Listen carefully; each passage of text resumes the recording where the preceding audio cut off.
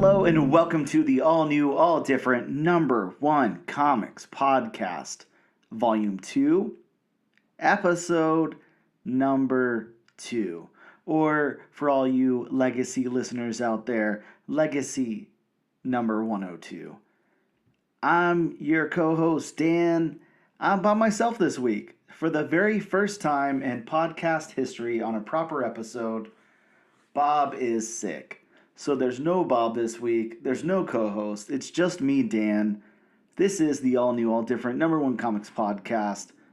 On this podcast, we or I take a look at a brand new first issue comic book, break down the story and art, give it somewhat of a review, and let you know if I think that you should move on to issue number 2 or not.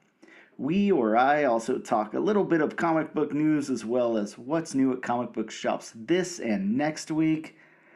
And this week we will be covering the all-new number 1 from Image Comics, Dust to Dust. With that being said, I'll take a really quick break, and I'll be right back to talk some comic book news.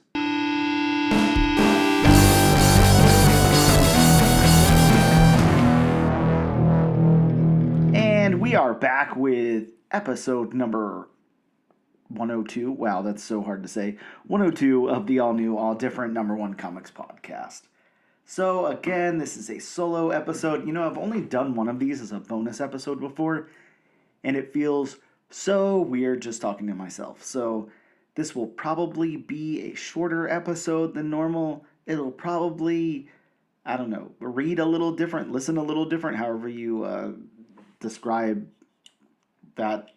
I don't know what I'm talking about. Either way, this will be a little bit different than normal, but the show must go on. So to get us started in some comic book news, of course, we all know Captain America 4 Brave New World is coming out very soon, and we just got a reveal of a popcorn bucket. So the popcorn bucket is apparently a little controversial. It is Sam Wilson's new Captain America helmet that's being used for the popcorn bucket there. So it's got people divided, I guess. You know, all the popcorn buckets divide everybody. I haven't picked one of these up since Thor Love and Thunder, I think, was the last popcorn bucket I picked up. I'd be super interested to know if you guys pick up these popcorn buckets every time for every movie, or if you're kind of just done with them or what. I know the Deadpool one, the Deadpool and Wolverine popcorn bucket, I didn't touch with a 10-foot pole. I'm glad I didn't, not only because, I mean, it's fine. It's obviously very humorous, but it just, I mean, that thing seemed impossible to get. So, you know, already chasing comics and stuff like that, I really don't feel like chasing popcorn buckets as well. I do have a really, really cool Ecto-1 popcorn bucket that I think is amazing. That is probably the only one that I care that much about. Although some of these are really cool. A friend got me the Thor and Doctor Strange ones that were really, really cool, and I love those. They're really awesome. For me personally, the Ecto-1 is probably the coolest popcorn bucket I've seen to date. But yeah, they can be cool. I just don't really want to chase those, I guess is all I'm saying. So if you guys do, let me know. I'd love to hear if you guys are out there collecting these popcorn buckets. So I don't know, drop that in a comment or something. Next up, the some really sad news. The owner of a comic book store in Van Nuys Galaxy of Comics has died after being trapped under an SUV. So that really sucks. The guy's shop has been open for over 15 years. It doesn't look like they're planning on closing down. Like maybe the employees will carry it on somehow, or maybe a family member or something. But they're remaining open during this time, but the owner has passed away. So just really, really shitty news. That really sucks. And this was on, today's New Year's Eve, by the way. This happened a couple of days ago on December 28th. So yeah, it just really sucks. Seemed like the guy really enjoyed comics, obviously, and bringing comics to that community. And yeah, just horrible information that he's gone there. Not anything that any of us want to hear. That is for sure. So sorry to bring that down a little bit. In some other news, though, the Matt Reeves Batman sequel, the Batman 2, the Robert Pattinson Batman, was supposed to be released in October of 2026. It's now been moved back a whole year, October 2027. I'm not sure what that means. Famously on this podcast, I still, after so many attempts, have not made it through that first of the Batman movie. It just doesn't work for me, which is so weird because, I've been able to watch every Batman movie up until this point. I'm not going to sit here and pretend like Batman's my favorite character. He's not, but I've watched every single Batman movie up until The Batman, and it just does not work for me at all. The Penguin series that, spun off from The Batman, I thought was fantastic. It worked really, really well. But this straight up Batman movie did not work for me, so I could care less, honestly, if the part 2 ever gets released or whatever they do with it. If I had to speculate, I don't know. I would say maybe they're really trying to figure out what they're going to do, because at this point, the DC Cinematic Universe is really heating up. It's, just getting off the ground with kind of its first real movie. I don't know. I don't know what's supposed to be the first movie, if it's supposed to be the Suicide Squad or if it's supposed to be Superman or what. But of course, Creature Commando is doing really, really well, and I really like that show as well. Everyone's really stoked about the James Gunn Superman trailer that's come out and everything. So I don't know. If I had to speculate, I would say maybe they're just trying to figure out what to do, because they've made such a stance that the Batman, the Robert Pattinson Batman, the Matt Reeves Batman movies don't exist in the same universe. It's like an Elseworlds type of thing. So are they really trying to say right now that there's just no Batman that exists in this universe, and the one that's out there, having movies and stuff is just an Elseworlds title? I don't know. It's kind of weird. I mean, trust me, I would be fine if they held off Batman for a long time and built up their universe without Batman, and then had, really came out with a statement with Batman coming out. I just don't know if they'll do that. I think that's why, maybe bringing Spider-Man and stuff into the MCU was so successful, because, they had to hold off for a really long time until they could make that deal. So they didn't start off the MCU with, their, what's the word? Flagship, I don't know, character, their biggest character. They had to hold off for a while, and they built up that universe instead. And I think that's one of the reasons that it worked so well, starting with Iron Man and Thor and Captain America and all of that, and then building that Avengers team. I would love for DC to do something similar. Of course, they're starting off with Superman, and DC's biggest thing is the DC Trinity. So the Batman, Superman, Wonder Woman, and they're starting off with one of those characters. So I'm not sure. I don't know exactly what the plan is, but I do know it's just very odd that this movie is moving, a whole another year out. So very strange.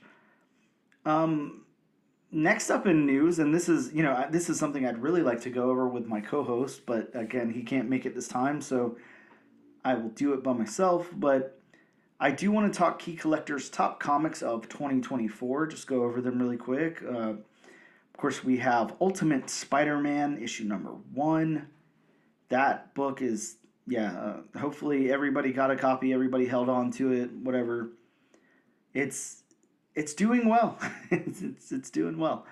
We also have Avengers Twilight number 1. This one has the first appearance of James Stark, a new Iron Man not in armor. We've got Avengers Twilight issue 2, first appearance of Bullseye, Ramona Jones, a member of the Thunderbolt troops, and a cover appearance of James Stark in Iron Man armor. We've got Ultimate Black Panther number 1. We've got Ultimate Spider-Man number 2. Savage Sword of Conan number 1. This is from Titan Comics. This is an 80-page premiere issue with Conan and Solomon Kane pinups. So, yeah, I picked up a copy of this. I honestly, try to avoid these like magazine-sized books, but I did pick this up. So, hey, if it's one of the top books of the year, then cool. We also have X-Men 97 #1. So, of course, X-Men 97, big, huge animated show that's come out that's doing really, really well, that did really, really well, whatever. The prelude to the series, here. We also have issue #2 of that. How about this one? This one's kind of weird to me because issue #1 is not on the list, but issue #2 is Helen of Windhorn #2. If you guys go back, me and a guest co-host did some Helen of Windhorn issues as bonus episodes, and we did talk about this issue. I just think it's pretty strange that issue #2 is on here, but not issue #1. We also have Spider-Woman #7, the first full team appearance of the Assembly. We have Doom #1. Of course, Doom, such a huge book this past year, a one-shot where Dr. Doom goes on a quest to harness more power than any human has ever wielded before in order to try to stop Galactus from bringing about the death of the universe. That makes more sense. The first page of the issue utilizes lyrics from the late rapper MF Doom, who performed in a metal face mask similar to Doctor Doom. So, yeah, that was such a huge book this past year. Such a really, really cool book. And yeah, it's no surprise to see this on the list as well as this next one. Bob and I both love this book. This is a book that we did cover here on the podcast. Grommets #1 from Image Comics. This one's about two best friend outcasts trying to navigate Sacramento suburbs in 1984, where they find a home in skateboarding culture and punk rock. This book just really spoke to both of us. It kind of mirrored my youth that took place like 10 years later. It didn't really mirror Bob's, but it still gave him those cool nostalgia vibes. So just really cool. Really worked for people. A huge like slice of life book that just works really, really well. Such a fun book too. Really, really good. If you guys have not checked that out, have not checked out that episode, go check it out. We have Monster High Pride 2024. That's in there. Grommets #2. Again, second issue of Grommets. Then we've got some weird stuff. So I think this was so hot just because it's got some really captivating cover art. Some really, really good cover art. But I think it's just kind of obscure. I don't even know that I saw these in comic book shops. But this is Tales of the Bizarre. So issue #7 here. This is Dren Productions. I'm not even sure who that publisher is. Really, really great cover art, though. Cover art by Zaf. Really good cover art. We've got The Power Fantasy, issue #1 from Image Comics. This was also a really big book. The fate of the world depends on 6 extremely powerful individuals never coming into contact, or into conflict. Yeah, really cool book. We've got Aliens vs. Avengers #1. And this has an introduction to the Miles Morales facehugger suit. Back to the Tales of Bizarre, issue #8's on here. A really, really fantastic cover. Key Collector has this, on the high end, selling it over $65. So that's really cool. Spider-Boy, issue #11 from Marvel Comics. The first appearance of Spider-Girl, not in costume. This is that really cool Spider-Boy hitching a ride on the back of the school bus. Not inside the school bus, but on the back. Okay, here's a big book. That, of course, this didn't really happen until, the later part of the year, the fourth quarter, if you will. But Mark Spears, you hear that name and you know exactly what I'm talking about. Mark Spears took the comic book world by storm here. And Mark Spears' Monsters #1 is the book that I'm talking about. This is from Keen Spot. This is based on Mark Spears' trading card set from the same name. And in the early 80s, the synopsis here is, in the early 80s, a retired monster slayer from a forgotten era reluctantly must confront a familiar evil. This is basically, I haven't read the story, so I don't know how great it is. I believe this is based off the cover art. It's really, really good cover art, very stunning, something a little different to kind of shake it up. Really stands out, amongst other things. And yeah, this is selling really, really high. Still such a hot book. Next up, we have a really weird book from Gemstone Publishing. I'm not sure who that is. This is Seven Ghoulie, 45th Anniversary Halloween Bonanza. Seven Ghoulie, Savan Ghoulie, I'm not sure how to say his name, is like a.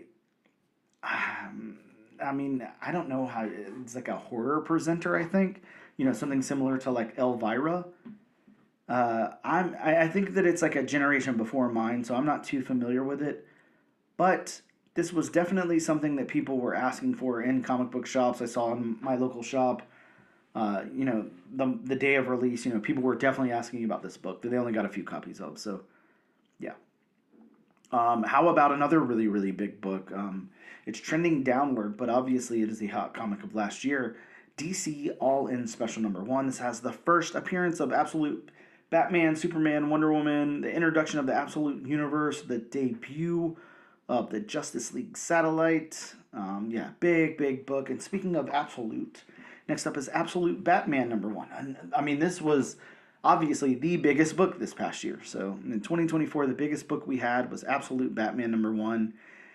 This is the premiere issue of an ongoing series that takes place in the Absolute Universe, a dimension built on Darkseid energy, the first team appearance of the Party Animals, and the introduction of several characters existing in Batman mythos with new origins and designs. This was just the biggest book of the year. Of course, before this, we had Ultimate Spider-Man, the second biggest book of the year, and that is a very, very big book, but I would say once Absolute Batman came out, that's all anybody was talking about. Now, I want to say the next book is one of my favorites on the list. Me and Bob haven't done our end of the year list yet, so we don't know exactly, what our picks are for books and all of those different categories that we're going to do. But I do know that Absolute Wonder Woman was a banger. Such a good book. Absolute Wonder Woman number 1. Amazing. This is the premiere issue of an ongoing series that will take place in the Absolute Universe, a dimension built on Darkseid energy, just as I just said. God, that book is so good. Okay, next up, again, Tales of the Bazaar. This is issue number 9. Now this, again, I don't have any of these. These weren't in my local comic shop that I know of, but I believe that it's just based on cover art. I need to go and read one, and see if anyone cares about the content or if it's just the cover art, but the cover art for this one is phenomenal. This is a really, really cool issue number 9. Go look it up. Really good cover art. Next up, we have a weird off-the-wall book because TMNT teams up with everybody, as you know. TMNT, Teenage Mutant Ninja Turtles / Naruto. Wow. Naruto. Wow, I can't say it. Naruto. I don't know. Number 1. So, a crossover of Naruto and Teenage Mutant Ninja Turtles. The bad thing is I know I'm saying it really, really wrong here, but I cannot recall how to say it correctly. So, Naruto. Teenage Mutant Ninja Turtles, Naruto. I can't say it. Who knows? Anyways, they cross over with everybody. This time they're crossing over with Naruto. God, I sound horrible. But yeah, I don't know. Next up, we've got Venom War, issue number 5, the first appearance of Ngrak, I don't know, the Anti-Carnage. And then the last book on this list, I believe it's not even out yet. I think that it comes out next week, but that wouldn't make sense. It's got to be last week, I guess. I don't know. I'm a little iffy on it, but it's from American Mythology. It is Return of the Living Dead number 1. And it is because of that Mark Spears cover. It's got a Mark Spears cover. Really, really awesome cover. Super cool. But, yeah. All right. Now, the last thing I'm going to say, that was that list. That's the Key Collector Top Comics of 2024 list. So my last piece of news is a big piece of news, so I wanted to save it for last. I don't have anybody here to bounce it off of, so I'll kind of just put it out there, make my comments, and then we'll move on. But of course, Jason Momoa is going to portray Lobo in Supergirl Woman of Tomorrow. So, yes, Jason Momoa, who was Aquaman, is now been cast as Lobo. I think that, I don't even know how to say it. Like, we all knew this was going to happen, There's nobody else that could have played Lobo. If they would have put anybody else in that role, I think I don't know what the world would have done, but something, something would have happened. So good for Jason Momoa. I'm happy for him. I didn't particularly like him as Aquaman. He was way too broy, and it was fun for like 2 seconds, and then it got really annoying. So maybe it will make more sense as Lobo. Maybe he'll have better direction. I don't know. I'm I'm iffy about this one. I don't love Lobo. I don't think Lobo's a great character. So I don't care that much. The stakes aren't very high for me. I do love Supergirl Woman of Tomorrow. I think it's very interesting they're making a movie out of it. So I don't know. I'm kind of mixed all over the place here. I would love to hear what you guys think. If you're on YouTube, pop a comment below and let me know if you're stoked about Jason Momoa's Lobo. I don't. I guess we all knew it was going to happen, so that part doesn't matter. But how do you honestly feel about it? Do you think it's a good casting decision? Do you think it's not? Do you think that Supergirl Woman of Tomorrow is a good thing to adapt? Do you not? I don't know. I'd love to hear your thoughts. If you're not on YouTube, maybe if you want to pop over there and leave a comment on this episode, or feel free to go on to Instagram or TikTok. Also, we don't have like a Facebook or anything like that, but the other things we do. Yeah, very, very interesting. I'd love to hear more about y'all's feelings on that. That would be really, really interesting. So that's all the news that I have. Again, like it's kind of weird to do this without bouncing it off somebody else, and only hearing my perspective on it. But that is my thoughts on the news. I'm going to take a quick break. We'll be back in a minute to talk some new comics that are out in shops this week.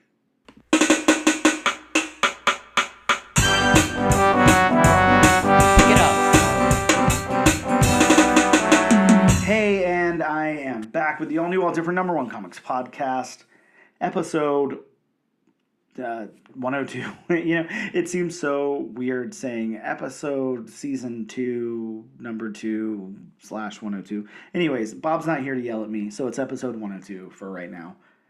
I'm going to talk some new comics that dropped in shops this week. I am recording this on New Year's Eve, December 31st, Tuesday, New Year's Eve. Of course, New Comic Book Day is tomorrow. The first day of the year, first day for new comics. Very cool. So this is super late in the game. Again, like kind of holding out on Bob, but he just ended up too sick to record the episode. So episode's going up late, but I don't know if your shop is still going to have any of these comics. Either way, I'm going to list some of them off. We had Absolute Wonder Woman. I just talked about this in that hottest books of the year. This is issue number 3. The first team appearance of the Tetracide and the introduction of Barbara Minerva, a.k.a. the Cheetah. We've got Batman Gargoyle of Gotham, issue number 3. The first full appearance of Dr. Geist. The first appearance of a character described as Little Joker, an ally of Krytoon. Very interesting cover. Really cool looking book. I don't know about the content. For Marvel Comics, Blade Red Band, issue number 3. The first appearance of Pontius Van Helsing, a monster hunter. Back over to DC Detective Comics 1092. First full appearance of Asma, a vigilante who kills small-time criminals. We have, from Marvel Comics, Hell Hunters, number 1. First appearance of Felix Bruckner and the origin of Ghost Rider 44. Marvel also gave us Kidpool / Spider-Boy, number 1. This is a one-shot, the first appearance of Kidpool, a movie version of the character. From DC, we have Metamorpho, the Element Man, number 1. First appearance of Mr. 3, an agent of Cyclops. Metamorpho, of course, in that Superman trailer, so getting a new ongoing here, or maybe a mini. I'm not sure exactly how many issues this is, but getting a new first issue, rather. From Marvel Comics, Moon Knight, Fist of Khonshu, issue number 3, the first appearance of a new member of the Midnight Mission. Member or members. We've got Sabretooth, The Dead Don't Talk, #1, a 5-issue limited series that looks back at the turn of the 19th century in New York City when Sabretooth was a feared gangster. Sounds terrifying. From Marvel, we also got Star Wars Battle of Jakku, Last Stand, #1.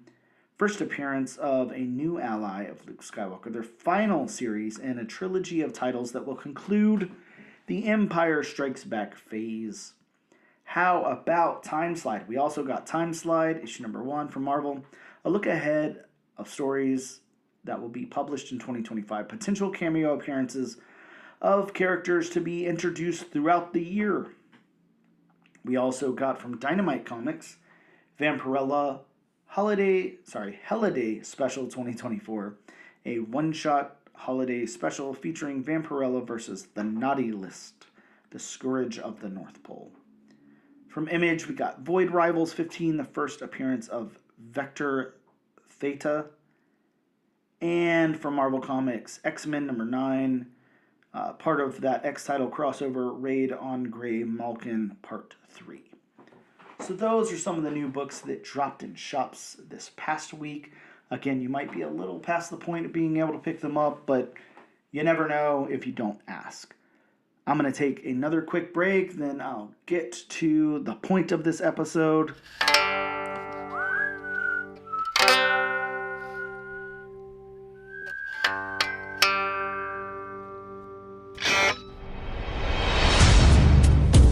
A battle for humanity's future is being waged on American soil right now.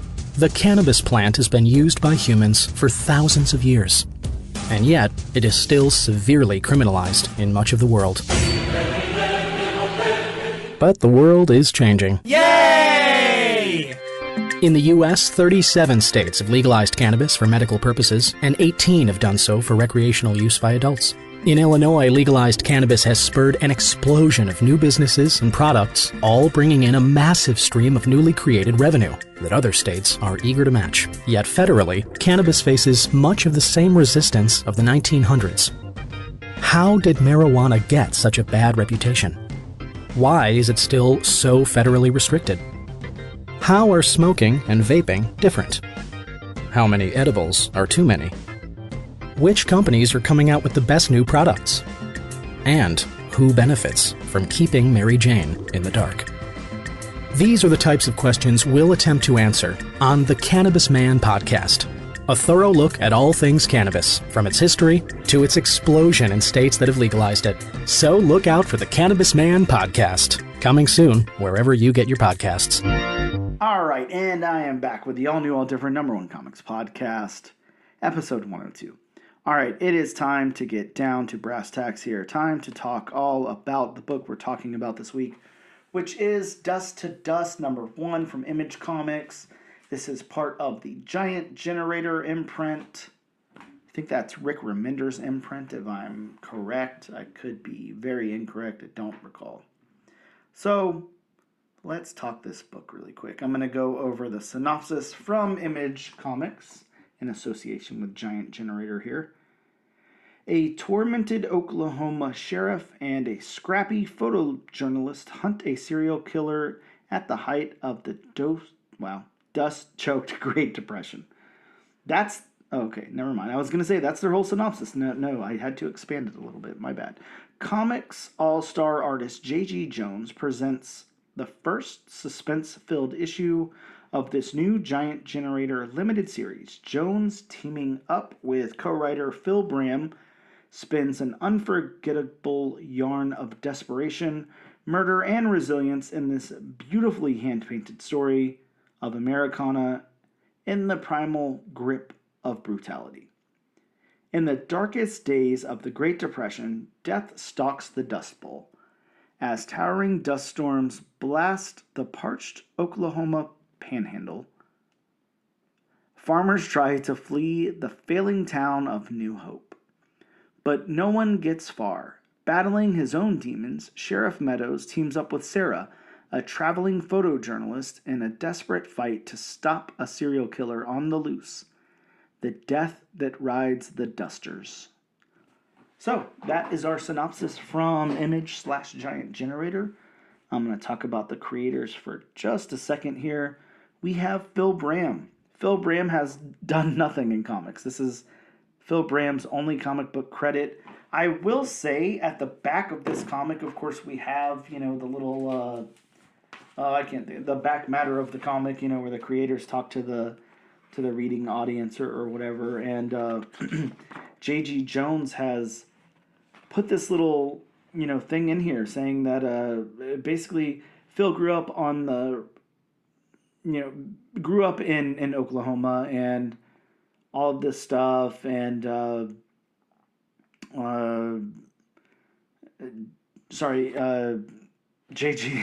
sorry, I couldn't think of his name there. JG grew up in southern Louisiana, and they met at a bar, and they kind of just started talking about their upbringing and stuff, and kind of conjured up this story. So that's why Phil Bram is not somebody who's been in comics before.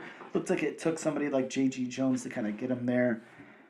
So not much to talk about for Phil Bram's writing, but we can talk about J.G. Jones for a sec because holy crap. J.G. Jones is just a really, really good comic book artist. And when I say really, really good, there's a lot of really good comic book artists. J.G. Jones kind of goes into, for me at least, goes into that like weird, like flawless territory. I've never seen a single thing from J.G. Jones that I could say, this wasn't very good or whatever. Just phenomenal artist who's just, wow, just insane. So, I mean, I don't know that J.G. Jones has written anything else. This might be his first writing credit. I'm not too sure. But I do know, J.G. Jones did like all the 52 stuff. If you remember the DC New 52 stuff, J.G. Jones was doing the covers for all of those. So awesome, beautiful, beautiful covers. He also worked on Wonder Woman. So I'm trying to remember what volume of Wonder Woman this was, because it was like 2004 or something like that. But I can't remember if J.G. Jones was just doing the cover art. I think so. Yes, it was definitely just the cover art. But man, it's some just really good cover art. Definitely worked on Y the Last Man, one of my favorite comic books of all time. On the cover art there. So J.G. Jones doing a lot of cover art. If you guys remember the Wanted series from the early 2000s, Image Comics, he was actually a penciler and inker on that, so more than just covers. But yeah, J.G. Jones worked on a lot of stuff. Marvel Boy, Justice League, Mr. Terrific, Frankenstein, Agent of Shade, Green Lantern Corps, Catwoman, 100 Bullets, Black Widow. I don't know. Dude's worked on a lot of stuff. Really, really good artist, though. Really, really phenomenal art, especially in this book. Holy crap. So we'll get into my synopsis really quick. Dust to Dust opens with a young boy burning centipedes while his dog digs a hole. His parents are calling for him since they're packing up and going to California. The sheriff then shows up on a horse. Jim, the boy's dad, hands his keys over to the sheriff for a drill site and asks him to give them to Hillard. The dog is found chewing on a bone that's a jawbone with teeth. The boy gives the bone to the sheriff, and he heads off. The sheriff stops and picks up a knife from where the boy and the dog were before. We learn as the sheriff passes a sign that they're in Oklahoma in 1935. As the sheriff arrives back in town, he meets Sarah, a photographer from Chicago. The sheriff gives the keys to Hillard's brother to give to Hillard. Sarah and the sheriff stop by a diner for coffee, and then Hillard shows up to talk to the sheriff and tells him, they get into a kind of like a angry fight about the sheriff allowing the family to leave since they still owed Hillard money. Sorry, this is off script here. I didn't write this part down, but I figured I should explain. And then, in an angry exchange, the Hillard tells the sheriff that he put the tin star on his shirt and he can take it back just as quick. Then we get a quick page back over to the boy and his family, and then we head over to the sheriff being asked to head over to the farm sale since it's getting out of hand. He shows up and people are fighting over outsiders coming in and bidding on the farm. In the final page, the family headed to California is shown on the road with a giant dust storm overhead. And that is my retelling of the book there. So just want to get into this really quick. Again, this will be a much quicker discussion since it's just me by myself. Kind of weird. I want to talk the story beats. Man, this thing plays out like a movie. This script is very cinematic. I would say that beats work very, very well because it's almost like, you know, we're dropped into what's going on with the family there, and as they're leaving, we have the sheriff stop by. He heads back into town. We meet Sarah, and we meet Hillard, and then we see, you know, the family escaping is facing the giant dust storm. So yeah, the beats perfect, work really, really well. It's like a little part of a movie or a episode of television. Works really, really good, really well. The dialogue in the book, you know, I'm usually not a fan of dialogue heavy stuff. I don't think this is necessarily heavy. There were definitely parts where I was like, okay, there's a bit of dialogue. I felt like it worked every time there was a bit of dialogue because it really helped kind of like paint the story, you know, tell the story a little further. I don't think it was overloaded with dialogue, but it definitely wasn't super slim with dialogue either. So don't get me wrong. I'm not saying that this was the perfect amount of dialogue because it did seem a little heavy at points, but I do feel like it was all needed. So I'm going to give it a pass for that, to tell you the truth. The narrative of the book, again, the narrative structure that I kind of explained with the beats there, very, very good. I like the narrative structure of this book. The world building, fantastic. It really kind of transports you to that time. It's 1935. It's very interesting because J.G. Jones wanted to include some stuff in there, like, you know, they're passing a movie theater and there's a movie poster for Frankenstein. There's people driving cars, but there's still people walking everywhere, and there's horses. Like, it's a weird turning point, you know, in time. And yeah, I feel like the world building was done really, really well here. It's contained into this little dusty area of Oklahoma really, really well. I like it. All right, now over to the art. Again, we are talking about J.G. Jones's art here.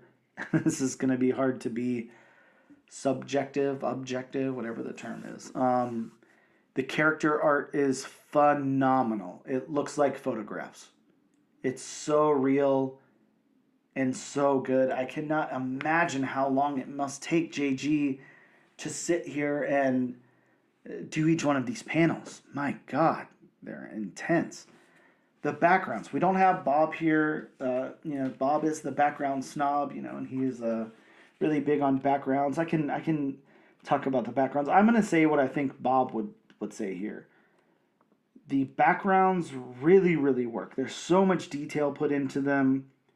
You know, I talked about the scene where we're passing the movie theater and we're seeing the movie posters, and Frankenstein looks like the exact poster there in the background. There's a trash can in the background. There's, you know, some backgrounds with some bricks on a building. There's so much dust everywhere, and yeah, the backgrounds are very, very good here. Very meticulous, done very, very, very well. Yeah, I love the backgrounds in this book. I think that Bob would as well. The locations. Location is everything in this book. It works really, really good. Again, we go from kind of the farm there to the trail to back in town. Everything back in town. There's so many locations in town. The sheriff's office. Yeah, the locations really, really well. The colors are an interesting thing to bring up in this book. This book is colored by J.G. Jones, so there's no dedicated colorist, but the colors are what's the word? There's not it's not black and white. There are some things other than just the two-toned colors here, like a flame at the beginning of the book and a little bit of a highlight on the comic book that the sheriff is giving the boy. There's a little bit of red text in the now I can't remember who wrote this book. There's a book that the sheriff is carrying around with him. It has a bit of red in the cover. There's just a few things that have color in this book that really kind of pop out. There's gold as a color too. There's a little bit of, I don't know, orange on a guy's plaid shirt, and that's really all the color in the book. So the color's very, very interesting. Very interesting use of color in this book. I like it a lot. It's very cool. It works really, really well. So that's going to cover everything other than the suggesting or not suggesting of the book. So I'm going to say this. This is not my particular style of book. I don't usually love this kind of thing, period piece, Western kind of thing. I would say, what it's reminding me of most here is something like Barnstormers, which I didn't love. But I am seeing the potential in this thing. It is done really, really well. So much better than something like Barnstormers, in my opinion. I highly recommend this. This is done really, really well, and the art is just so fantastic. You can't imagine the art in this book until you look at it. So, yes, I absolutely recommend you check this out. It is not my normal cup of tea, but I really enjoyed it the 2 times I read it. I would go back for a third read, to tell you the truth. I feel like you can kind of pick up on little things here and there that you don't get off just one reading. Sorry for the yawn there, of the book. So yeah, I definitely suggest you check this book out. With that being said, I'm going to take another quick break. I'll come back and talk books that are coming out next week and what we'll be covering, and then wrap this thing up. Hey, and welcome back to the all new, all different #1 Comics Podcast, episode 102. It is time to talk some new comics that are in shops this next week. Of course, sorry, that's the dogs being nice and loud there. Of course, that being tomorrow, New Year's Day, we've got new comic books coming out. So, to get us started from DC Comics, we've got Absolute Superman, issue number 3, the origin of the L family and Krypton in this issue. So, a good issue to pick up if you're following that Absolute stuff, and you absolutely should be, pun intended. From Marvel Comics, we've got Cable, Love, and Chrome number 1. This has the possible first appearance of Avery Ryder, a woman infected with the same techno-organic virus as Cable. We've got, this has happened before, but, this is a new ongoing Deadpool Wolverine issue number 1, the premiere issue of an ongoing series. So, yeah, we're getting a new series here written by Benjamin Percy. So, I'm kind of stoked about that one. Here's a one-shot coming out from Marvel. This is What If Galactus Transformed the Incredible Hulk? So, we've got Galactus transforming the Incredible Hulk into a herald for Galactus. Very interesting. I'm really excited to read that. I wish we could cover it on the podcast, but of course it's a one-shot, so we can't. Over to DC Comics, we've got Justice League, The Atom Project, number 1, an introduction of The Atom Project. I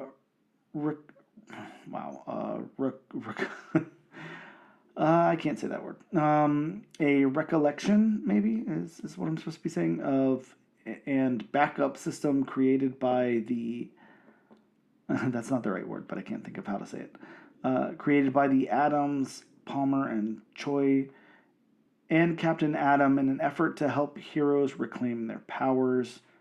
From Boom Studios, we've got When I Lay My Vengeance Upon Thee, number 1. A disgraced priest is exiled to a South American town to study under a controversial exorcist, only to find the area plagued with evil with some connection to a coma patient who hasn't aged in half a century.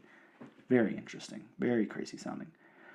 We have a third printing of Mark Spear's Monsters #1, and there is a 1 in 20 variant cover 2 that is a homage to, what's it called? Nightmare on Elm Street. Really, really great cover right there. We've got Sam Wilson, Captain America #1, a series. Sorry, this series will be the first team-up battle of Sam Wilson as Captain America and the Red Hulk. And then we have Ultimates #8, an introduction of the Ultimate Guardians of the Galaxy. Captain Marvel, Star-Lord, Cosmo, Ultimate Nullifier, and the mainstream Ultimate Nullifier as a weapon. I don't know what the hell that sentence meant, but that is what is going on there. Also, a couple of books from League of Comic Geeks. Sorry, I could not think of the name there. That I wanted to point out. Saga is back. So Saga with issue number 71. We've got Spawn 360. If you're following the Walking Dead Deluxe stuff, 104 is out. So some cool stuff there. Another book that I wanted to shout out really quick from Boom Studios is Something is Killing the Children script book #1. This is a must-have for every Something is Killing the Children fan. It is the Something is Killing the Children script book, an exclusive behind-the-scenes look at the creation of the most successful modern comic book franchise with a bespoke reproduction of James Tynion's original script. Again, I don't know what I'm reading. I don't know what these words are. I don't understand words, but there they are. So those are some of the new books to look out for in local comic book shops. I'm going to, I tried to bounce this off Bob. I sent him a text message to see if he had any, if he wanted to be involved in the books I'd put on the wheel. Sorry, I just got a text from Bob, so he did text me back. So yeah, I've got 3 books on the wheel, one from Marvel, one from DC, and one independent. So I'm going to go ahead and spin the wheel, see where it lands, see what book we will be covering. It is between Justice League, The Atom Project, When I Lay My Vengeance Upon Thee, and Deadpool Wolverine. And it looks like it has landed on Deadpool Wolverine. So looks like we're back at Marvel for this next week. Marvel it is. We will be doing Deadpool Wolverine. Hopefully I can get Bob a copy of the Frank Miller cover that he loves so much. And that's it. So thank you guys so much for tuning in. As I said earlier, if you can, if you're listening on YouTube, please leave some comments below. I'd love to hear you guys' opinions on the Lobo casting there, amongst other things. And like I said, if you're listening on a podcatcher, that's fine. I listen to podcasts on podcatchers. I don't listen on YouTube, but maybe just head on over to this episode on YouTube and leave a comment. I'd really love that engagement from you guys. I see that we have, listeners, and we've got new listeners and everything too. So some cool engagement would be awesome. I would love to hear from you guys. So hit us up. We are the all new, all different #1 comics podcast, the comic book channel on YouTube. Thank you guys so much for tuning in, and I'll see you next time, hopefully with a co-host.